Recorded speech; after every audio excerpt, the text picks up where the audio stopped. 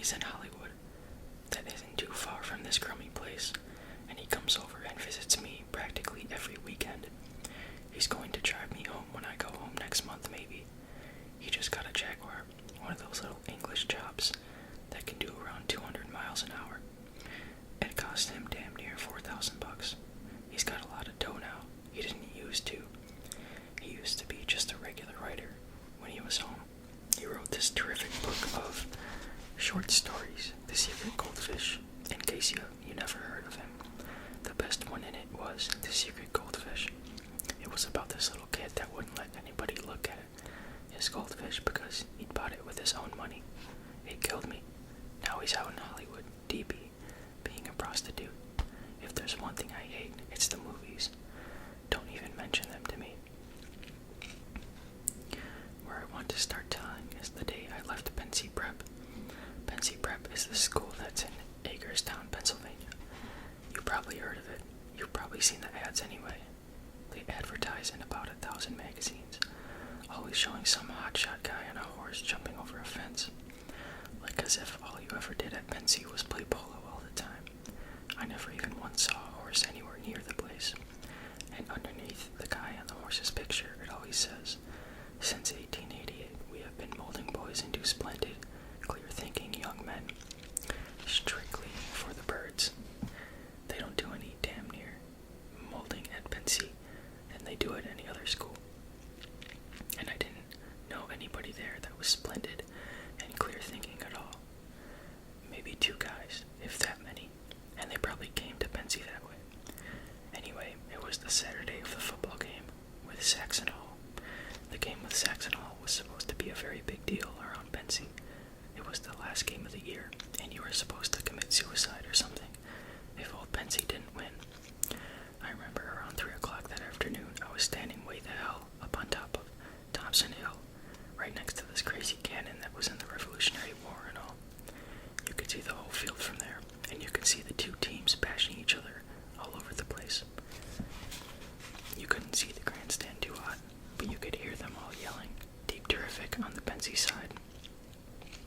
Because practically the whole school except me was there, and Scrawny and Faggy on the Saxon Hall side, because the visiting team hardly ever brought many people with them. There were never many girls at all at the football games. Only seniors were allowed to bring girls with them. It was a terrible school, no matter how you looked at it. I like to be somewhere, at least where you can see a few girls around once in a while, even if they're only scratching on their arms or blowing their noses, or even just giggling or something. Old Selma Thurmer, she was the headmaster's daughter, showed up at the games quite often, but she wasn't exactly the type that drove you mad with desire. She was a pretty nice girl, though. I sat next to her once in the bus from Hagerstown, and we sort of struck up a conversation. I liked her. She had a big nose, and her nails were all bent down and bleedy looking, and she had on those damn falsies that point all over the place, but you felt sort of sorry for her. What I liked about her, she didn't give you a lot of horse manure about what a great guy her father was. She probably knew what a funny slob he was. The reason I was standing way up on Thompson Hill instead of down at the game was because I just got back from New York with the fencing team. I was the goddamn manager of the fencing team. Very big deal. We'd gone into New York that morning for this fencing meet with McBurney School, only we didn't have the meet. I left all the foils and equipment and stuff on the goddamn subway. It wasn't all my fault. I had to keep getting up to look at this map so we'd know where to get off. So we got back to Pensy around 2:30 instead of around dinner time. The whole team ostracized me the whole way back. On the train, it was pretty funny in a way. The other reason I wasn't down at the game was because I was on my way to say goodbye to old Spencer, my history teacher.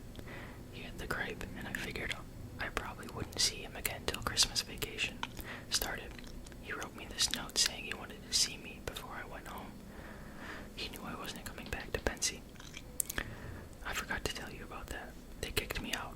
I wasn't supposed to come back after Christmas vacation on account of I was flunking 4 subjects and not applying myself at all.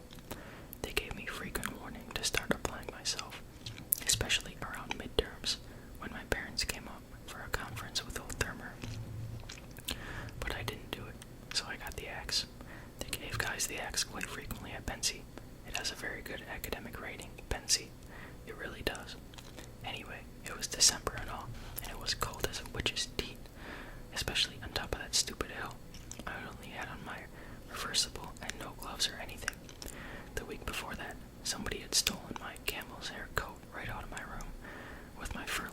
clothes right in the pocket and all.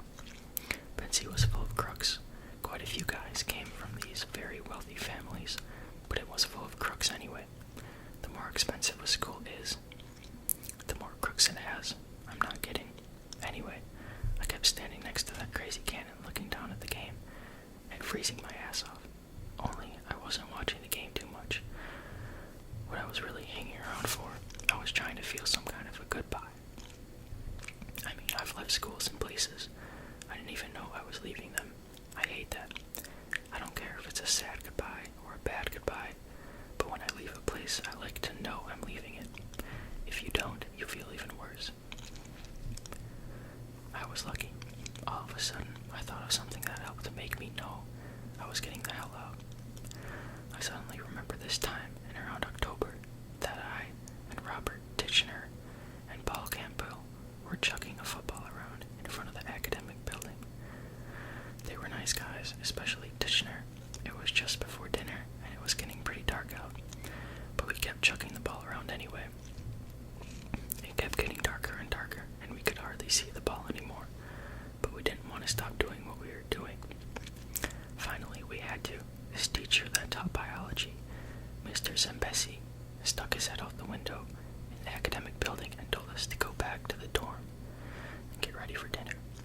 If I get a chance to remember that kind of stuff, I can get a goodbye when I need one. At least most of the time I can. As soon as I got it, I turned around and started running down the other side of the hill toward old Spencer's house. He didn't live on the campus. He lived on Anthony Wayne Avenue. Okay, put some tapping in.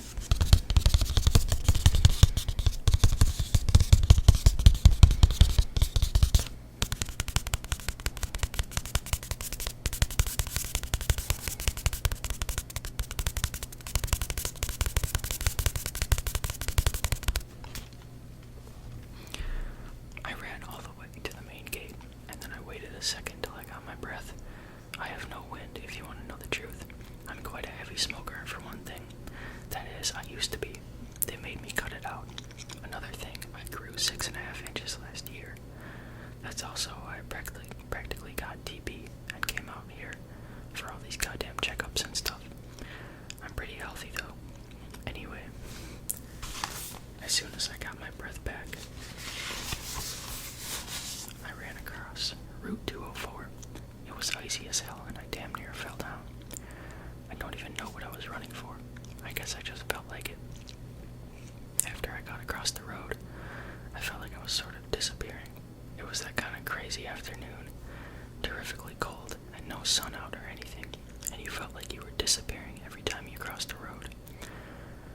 Boy, I rang that doorbell fast when I got to old Spencer's house. I was really frozen. My ears were hurting and I could hardly move my fingers at all.